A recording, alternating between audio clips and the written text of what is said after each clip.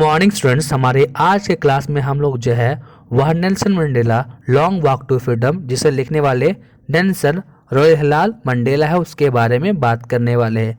अगर हम बात करें इस चैप्टर के बारे में तो यह जो है वह नेल्सन मंडेला के द्वारा लिखी गई book Long Walk to Freedom का एक छोटा सा पार्ट है। इसमें यह बताया गया है कि नेल्सन मंडेला की शुरुआती ज़िंदगी कैसे थी, उनकी पढ़ाई कैसे चलती है, साथ ही साथ वो 30 सालों तक जेल में किस तरह से रहते हैं अपने जवानी के समय में।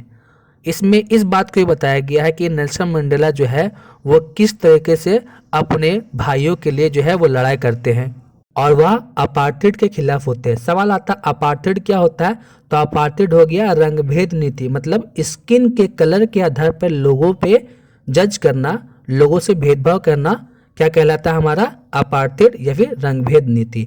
तो यह उनके बिल्कुल ही खिलाफ थे। अगर हम बात करें नेल्सन मंडेला के बारे में तो 30 सालों तक वो जो है वो प्रिजन में रहते हैं और अंत में उन्हें जो है जितने भी जो गोरे लोग जो थे वो जो क्या करते हैं उन्हें फ्री करते हैं। और 10 मई 1994 का जो समय जो रहता है वहाँ पे क्या होता है कि नेल्सन मंडेला ने इलेक्शन किया हुआ रहता है। इलेक्शन में वह जो जीत जाते हैं और साउथ अफ्रीका के पहले ब्लैक प्रेसिडेंट की तरह वहाँ पे रिप्रेजेंट होते हैं। यह बहुत ही जो है हिस्टोरिकल मोमेंट है।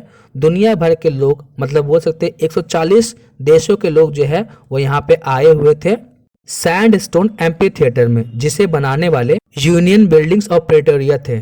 सबसे पहले मिस्टर डी क्लर्क जो है वो सेकंड डेप्यूटी प्रेसिडेंट की होने की शपथ लेते हैं। उसके बाद टैबू मेबेक जो है वो फर्स्ट डेप्यूटी प्रेसिडेंट होने की शपथ लेते हैं।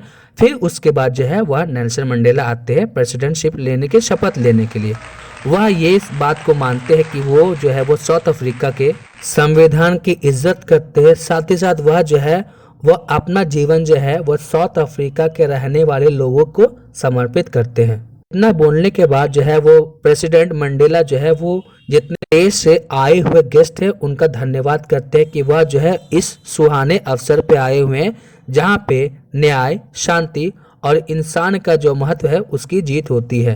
क्योंकि अगर हम बात करें तो नेल्सन मंडेला के प्रेसिडेंट बनने से पहले यहाँ पे अपार्थिड मतलब रंगभेद नीति को बहुत ही ज़्यादा महत्व दिया जाता था। जिस तरह हिंदुस्तान में जो है वो जाति प्रथा है, ऊंची जात और नीच जात के जैसा, उसी तरह वहाँ पे जो है वो काले और गोलों के बीच में जो है वो रंगभेद नीति देखी जाती थी। जब उन्हें राजनीतिक आज़ादी मिल गई तब वो बोलते हैं कि वह अपने लोगों को मतलब जितने भी ब्लैक पीपल हैं उनके बारे में बोलते हैं कि अब उन लोगों को क्या करेंगे, गरीबी से आज़ादी दिलाएंगे। साथ ही साथ उन्हें जितनी भी तरह के दुख तकलीफ थे उन सब से आज़ादी दिलाएंगे। उनके साथ मतलब ब्लैक पीपल के साथ जितनी भी तरह का भेदभाव किया गया था अब उन सब की सब चीज़ों को वो क्या करेंगे, ख़त्म करेंगे।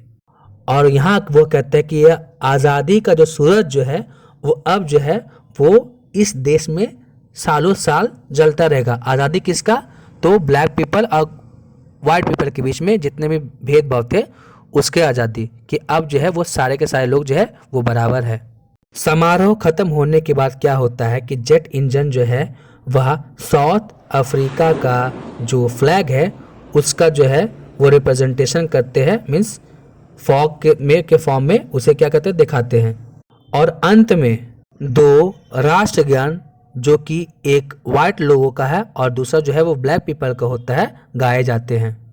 बाद में नेल्सन मंडेला जो है वो पुरानी बातों को याद करते हैं कि 20वीं शताब्दी के शुरुआत में जब एंग्लो बोर वार खत्म हो चुका था और नेल्सन मंडेला का जन्म भी नहीं हुआ था तो गोरे लोग जो है वह काले लोगों के ऊपर जो है वो अपना शासन दिखाते थे।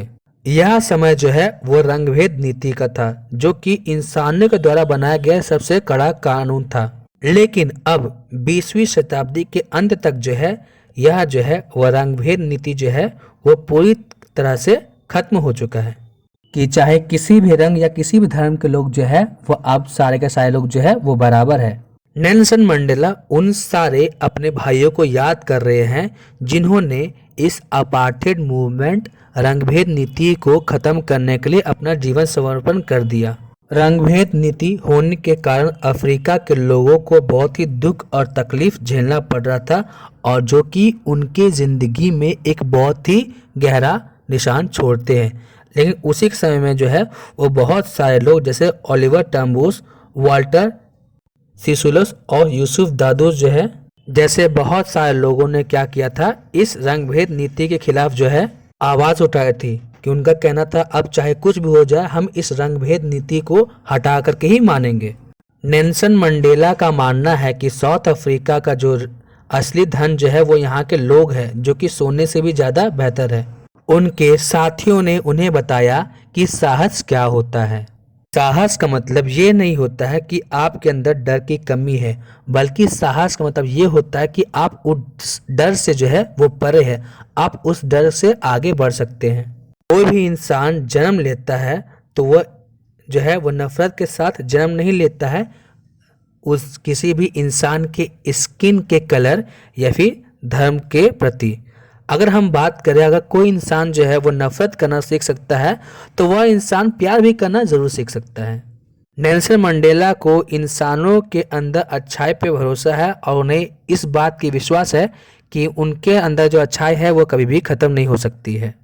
उनका मानना है कि हर इंसान की दो जिम्मेदारियां होती हैं। पहला जिम्मेदारी होता है उसके परिवार के प्रति और दूसरा जिम्मेदारी होता है उसके देश और उसके देश के लोगों के प्रति। और इस रंगभेद नीति के समय अगर कोई इंसान चाहता है कि वह अपने परिवार को छोड़ करके अपने लोगों और दोस्तों की सेवा करे तो वह अपने परिवार से बिल्कुल ही अलग हो जाता है। मंडेला कहते हैं कि उनका जन्म जो है वो फ्रीली हुआ था, उन्हें जो मन करता था वो करते थे। उनका मन हो रहा है कि वो फील्ड में घूमे तो फील्ड में घूम रहे हैं, उनका मन कर रहा है कि नदी में तैरे तो नदी में तैर रहे हैं, उनका मन कर रहा है कि बुल के ऊपर सवारी करे तो वो भी कर रहे हैं। लेकिन बचपन की ये जितनी भी आज़ादी थी यह मात्र एक भ्रम था। उन्हें जो है वो आज़ादी चाहिए थी। आज़ादी किस बात की? कि रात में घूमने की, अपने मन की किताबों को पढ़ने की। वह जो है वह अपनी आज़ादी के लिए, अपनी कमाई के लिए, अपनी शादी के लिए और अपने परिवार के लिए जो कुछ करना चाहे वह करना चाहते थे। मतलब उन्हें हर प्रकार की आज़ादी चाहिए होती। बहुत ही कम उम्र में उन्होंने African national Congress party join किया था। शुरुआत में नेल्सन मंडेला स्वार्थी की तरह व्यवहार कर रहे थे कि वह सिर्फ अपनी आज़ादी चाह रहे थे, लेकिन जैसे जैसे समय बढ़ा तो उन्होंने निश्चय किया कि मुझे आज़ादी मेरे लिए नहीं बल्कि मेरे देश के लोगों, मेरे देशवासियों के लिए चाहिए। अगर मैं पढ़ा लिखा हुआ हूँ तो मैं ये भी चाहूँगा कि मेरे देश का हर एक नागरिक जो है वह पढ़ा लिखा हो। वह व्यक्ति जो किसी भी इंसान को परेशान करता है वह एक छोटी सोच नफरत का शिकार है। जो परेशान कर रहा है और जो परेशान हो रहा है दोनों को इंसानियत से लूट लिया गया है। मतलब जो परेशान हो रहा है वहाँ पे गलती है, लेकिन परेशान करने वाले से गलती ज़्यादा किसकी है? जो परेशान हो रहा है।